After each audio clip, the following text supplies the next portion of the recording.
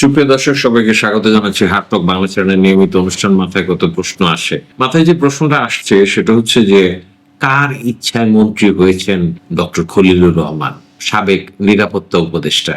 অন্তর্বর্তী সরকারের অংশ ছিলেন তিনি। অন্তর্বর্তী সরকারের অধীনেই নির্বাচনটা হয়েছে এবং সেই নির্বাচনে বিএনপি জয়লাভ করেছে। 2/3 বেশি আসন পেয়ে তারা সরকার গঠন করেছে এবং সেখানে পুরো মন্ত্রিসভা একটা চমক হয়ে এসেছেন ডক্টর খলিলুর রহমান। এখানে যে আলোচনাগুলি আছে সেই আলোচনাগুলি সংক্ষেপে জানিয়ে নিই, যদিও সবাই জানেন বিষয়টা। সেটা হচ্ছে যে, বিএনপি নিজে এক সময় এই ডক্টর খলিলুরকে নিয়ে আপত্তি করেছিলেন এবং তার দ্বৈত নাগরিকত্বের কথা উঠেছিল, যদিও তিনি স্পষ্টভাবে বলেছিলেন তিনি শুধুমাত্র বাংলাদেশের নাগরিক, এটা বলেছিলেন। এবং তিনি নিরাপত্তা উপদেষ্টা হিসেবে গুরুত্বপূর্ণ দায়িত্ব পালন করেছেন অন্তর্বর্তী সরকারের সময়। তিনি ওই যে সেনা প্রধানদের যে বৈঠক হয় দিল্লিতে, সেখানে তিনি বাংলাদেশের প্রতিনিধিত্ব করেছেন নিরাপত্তা উপদেষ্টা হিসেবে এবং সেখানে অজিত দোভালের সঙ্গে ওনার বৈঠক হয়েছে। মিটিং এর পরে এবার আনুষ্ঠানিক বৈঠকের পরে এই যে সার্কভুক্ত দেশগুলো সহ এশিয়ানদের প্রথম বিভিন্ন দেশের সেনা প্রধানদের বৈঠকের পরে উনি অজিত দোভালের সঙ্গে উনি অন্য কোনো জায়গায় গিয়েছিলেন, দুবাই, কুয়েত, কাতার কোন একটা জায়গায় গিয়েছিলেন। সেখানে ওনাদের আলাদা একটা বৈঠক হয়েছে। এই বৈঠকগুলি রহস্যময় বৈঠক। যাই হোক, রহস্যময় বলতেছি এই কারণে যে বৈঠকের বিষয়বস্তু আমরা কোনো কিছুই জানি না, এটা নিয়ে কোনো আলোচনা হয়নি। বৈঠকটি হয়েছে, এই তথ্য রয়েছে। এখন বিষয়টা হচ্ছে সেটা হচ্ছে যে বিএনপির যে মন্ত্রিসভা, সেখানে কেন ডক্টর খলিলকে পররাষ্ট্র মন্ত্রণালয়ের দায়িত্ব দেওয়া হলো, এটা নিয়ে আসলে ব্যাপক আলোচনা। বিভিন্ন ইউটিউব কন্টেন্টে আলোচকরা বলতেছেন যে বিএনপি পুরো মন্ত্রিসভা নিয়ে আসলে কোন রকম কোনো সমালোচনা নাই, সমস্ত যোগ্য লোকদেরকে মন্ত্রী হিসেবে নেওয়া হয়েছে এবং they will perform very good, এরকম একটা আশা করা হচ্ছে। ডক্টর খলিল কে নিয়েই শুধু আলোচনা। এখানে ডক্টর খলিলকে নিয়ে যে আলোচনাটা, সেই আলোচনাটা কিন্তু ওনার সক্ষমতা নিয়ে প্রশ্ন উঠে নাই। উনি ভালো করবেন না এরকম আশঙ্কাও কেউ বলে নাই। উনি যেটা হচ্ছে, এনসিপি যেটা বলছে যে যেই লোকটা আগে সরকারে ছিল, সেই অন্তর্বর্তী সরকারে ছিল, সেই লোকটার যার অধীনে নির্বাচনটা হয়েছে, সেই নির্বাচনে পাশ করার পরে ওই সরকারের একজন ব্যক্তিকে, গুরুত্বপূর্ণ ব্যক্তিকে সরকারে নিয়ে যাওয়া নানান সন্দেহের উদ্রেক করে। তো আমরা তো সন্দেহ বাতিগ্রস্ত জাতি, সুতরাং সন্দেহ আমরা করতেই পারি। আমার যে বিবেচনাটা কাজ করেছে সেটা হলো যে, আসলে রাষ্ট্র পরিচালনার জন্য দক্ষ লোক দরকার বিভিন্ন সেক্টরে। তো সেখানে ডক্টর খলিলুর রহমান উনি যদি পররাষ্ট্র মন্ত্রী হিসেবে ভালো পারফর্ম করেন, তাহলে সমস্যাটা কোথায়? টেকনোক্রেট কোটায় অনেককেই তো মন্ত্রী করা হয়েছে। আমিনুল হককে মন্ত্রী করা হয়েছে টেকনোক্রেট কোটায়। এরকম ডক্টর জাহেদকে টক শোতে উনি কথা বলেন, ওনাকে উপদেষ্টা হিসেবে নিয়োগ করা হয়েছে, প্রধানমন্ত্রী উপদেষ্টা হিসেবে নিয়োগ করা হয়েছে। তো এই সমস্ত জায়গায় টেকনোক্রেট মন্ত্রী তো নিয়োগের একটা বিধান রয়েছে।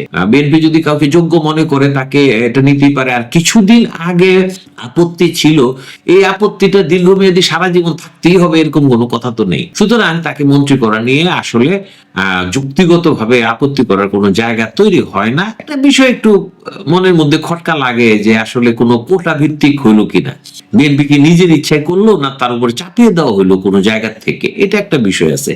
স্বয়ং ডক্টর খলিল কি বলেছেন, উনি তো ওই যে ভুটানের প্রধানমন্ত্রীর সঙ্গে দেখা করতে গিয়েছিলেন, নেপালের পররাষ্ট্রমন্ত্রী বালানন্দ শর্মার সঙ্গে বৈঠক করার পরে উনি যখন বেরিয়েছেন ওনার সঙ্গে সামা ওবায়দও ছিলেন পররাষ্ট্র প্রতিমন্ত্রী। তো উনি সাংবাদিকদের সাথে মুখোমুখি হয়েছেন এবং উনি সাংবাদিকদের বিভিন্ন প্রশ্নের জবাব দিচ্ছেন। এখানে একটা বিষয় ছিল যে পররাষ্ট্র নীতিটা কেমন হবে। সেই ক্ষেত্রে পররাষ্ট্রমন্ত্রী বলেছেন যে আমি তো অন্তর্বর্তী সরকারের সময়, কাজের সময়ও ফরেন পলিসি এবং এর বিভিন্ন অভিমুখ দিকে নিয়ে বিভিন্ন নানা রকম চিন্তা ভাবনা করেছি, কিছু কিছু কাজও করেছি। আর এখনকার বাংলাদেশের প্রধানমন্ত্রী যিনি তারেক রহমান, উনি বলেছেন সবার আগে বাংলাদেশ, সেই নীতি অনুযায়ী চলবো। আমার কাছে আমাদের ফরেন পলিসি হবে বাংলাদেশ ফার্স্ট। দর্শক, একটু কি কোথাও একটু আপনাদের স্মৃতির মধ্যে কি একটু দোলা লাগলো? ট্রাম্পের নীতি কিন্তু আমেরিকা ফার্স্ট এবং আমাদের ডক্টর খলিলুর রহমানের নীতি হচ্ছে, বা বাংলাদেশের এখনকার নীতি হচ্ছে বাংলাদেশ ফার্স্ট। এটা সমস্যা নাই, কিছু সমস্যা নাই। বাংলাদেশ ফার্স্ট, বাংলাদেশের মানুষের কাছে তো, আমাদের দেশের মানুষের কাছে তো বাংলাদেশই ফার্স্ট হবে, পররাষ্ট্র নীতিও তাই হবে, অসুবিধা কিছু নাই, একটু মিলে গেল আর কি। তো যাই হোক, আমাদের উনি যেটা বলতেছেন সেটা হলো যে নীতিগুলি থাকবে সার্বভৌমত্ব, সমতা, পরস্পরের স্বাধীনতার প্রতি শ্রদ্ধা, কারো অভ্যন্তরীণ ব্যাপারে হস্তক্ষেপ না করা, জাতীয় মর্যাদা, পারস্পরিক সুবিধা, একতরফা কিছু নয়, পররাষ্ট্র কর্মকাণ্ডে জাতীয় স্বার্থ পাই পাই করে বুঝে নেবেন, এরকম উনি বলেছেন। এটা আমাদের রেড লাইন। তো উনি যে জিনিসটা, একটা প্রশ্ন ওনাকে করা হয়েছিল যে আপনি কিভাবে, এখন আপনি বিএনপি সরকারের পররাষ্ট্রমন্ত্রী হলেন, আপনি তো আগে এটা ছিলেন, তখন খলিলুর রহমান হেসে দিয়ে বলছে যে আমি তো জোর করে যাইনি, আর সময়ের সাথে সাথে পরিস্থিতিও বদলায়। হ্যাঁ, এটা একটা সত্যি কথা। তো এখন এটা এই সত্যি কথাটাই বাস্তবে সত্য হয়েছে, কিন্তু আসলে কিছু কিছু রহস্য থেকে যায়, কিছু কিছু প্রশ্নের উত্তর কখনোই জানা যায় না। এটা আমাদের মনের ভিতরেই থাকে, কে কিভাবে এটা ইয়ে করে। যেমন আমরা অনেক আলোচনা করি, কিন্তু ওই যে তারেক রহমান লন্ডন থেকে ফিরতে পারেন নাই, মা অসুস্থ, বলেছিলেন আমার ফিরে যাওয়াটা একান্ত আমার ইচ্ছার অধীন নয়। তো খলিলুর রহমানও বলেছেন আমি তো জোর করে হই নাই। বিএনপিও তো বলতেছে না যে তাদের এই তালিকার ভিতরে, মন্ত্রী তালিকার ভিতরে কিভাবে ডক্টর খলিলুর রহমান হলো। আমরা একটা জিনিস এখানে বলে শেষ করি, সেটা হচ্ছে কি, আপনারা খেয়াল করবেন যে মনে করেন বাংলাদেশ দল বিশ্বকাপে খেলতে যাবে, যদিও এবার বিশ্বকাপে বাংলাদেশ দল খেলতে যায় নাই বিভিন্ন কারণে, ওইটা আলোচনার বিষয় না। তো দল যখন ঘোষণা করা হয় তখন তো প্রত্যাশিত কিছু বিষয় থাকে, যেমন কথার কথা, যেমন মুশফিক থাকবে, মানে এক সময়ের কথা বলতেছি, যেমন এখনকার কথা যে লিটন দাস অধিনায়ক থাকবে, এগুলি সবারই জানা, লিটন দাস অধিনায়ক থাকবে, এখানে তৌহিদ হৃদয় থাকবে, তারপরে ওই যে সাইফ হাসান থাকবে, এগুলি প্রত্যাশিত। মোটামুটি যারা যারা আছে, রিশাদ থাকবে, আমাদের ইয়া থাকবে, ফিজ থাকবে, মুস্তাফিজুর রহমান থাকবে, তাসকিন থাকবে, হাসান মাহমুদ থাকতে পারে, অথবা এই যে শরীফুল ইসলাম, আমরা মোটামুটি দলটা জানি। এর ভিতরে হঠাৎ করে যদি দেখা যায় যে হাবিবুর রহমান, উনিও থাকে, হাবিবুর রহমান সোহান, এখন সে একটা বাচ্চা ছেলে, সে হঠাৎ করে কিভাবে অন্যদেরকে টপকায়া জাতীয় দলে ঢুকে গেল, এটার একটা ব্যাখ্যা নির্বাচকরা দেয় যে আমরা তাকে আসলে একটু গ্রোন আপ করতেছি, আমরা তাকে এই কারণে দলের মধ্যে নিছি, সে দলের সঙ্গে থাকবে, হয়তোবা যদি কখনো পরিস্থিতির প্রয়োজন পড়ে ব্যাকআপ ওপেনার হিসেবে তার তো হাতে হিট আছে। এই এই জাতীয় ব্যাখ্যাগুলি দেন যে কেন তাকে নেওয়া হলো। এখন মন্ত্রিসভা গঠনের ক্ষেত্রে তো এই ধরনের কোনো সিস্টেম নাই। প্রধানমন্ত্রী একটা, বিএনপি একটা মন্ত্রিসভা গঠন করছে এবং এটা নিয়ে ধরে নেন এটা একটা বিশাল প্রেস কনফারেন্স হচ্ছে, এখানে মনে করেন যে ব্যাখ্যা করবে যিনি প্রধানমন্ত্রী, যিনি মন্ত্রিসভাটা গঠনের মূল, বিএনপির যিনি মূল ব্যক্তি, উনি বলবেন যে মির্জা ফখরুল ইসলাম আলমগীরকে এই কারণে এই যে এই এই মন্ত্রণালয়ে দেওয়া হলো।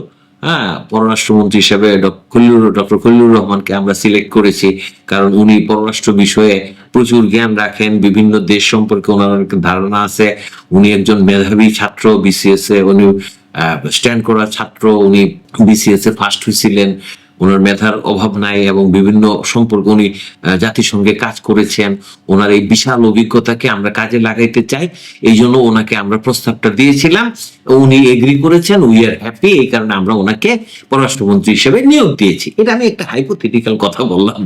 তো এরকম তো কিছু হওয়ার সুযোগ নাই। মন্ত্রী পরিষদে কেন অমুক মন্ত্রী করা হইলো, সাংবাদিকদের প্রশ্ন করার উপায় নাই, আর এটা ব্যাখ্যা দেওয়ার কোনো স্কোপ তৈরি হয় না। আমাদের দেশের সংস্কৃতিটা এই লেভেলের না। তো যাই হোক, তারপরেও আলোচনা হয়। আমার কাছে কেন জানি মনে হয় আমি এই মুহূর্তে যেটা বললাম এরকম হইলে ভালো হইতো, একটু দীর্ঘ হয়ে যেত। আপনার মনে করেন 50 জনের মতো মন্ত্রী, প্রতিমন্ত্রী এগুলি নিয়োগ করা হয়েছে, তো সরকার যদি একটু ব্যাখ্যা দিত, মানে যেই সরকার ক্ষমতায় থাকুক সেই সরকার যদি ব্যাখ্যা দিত যে ওনার ব্যাকগ্রাউন্ড হচ্ছে এই, আমার মনে করি আসলে তো খেলোয়াড়ের মতোই দেশকে নিয়ে পারফর্ম করা, এটাই তো।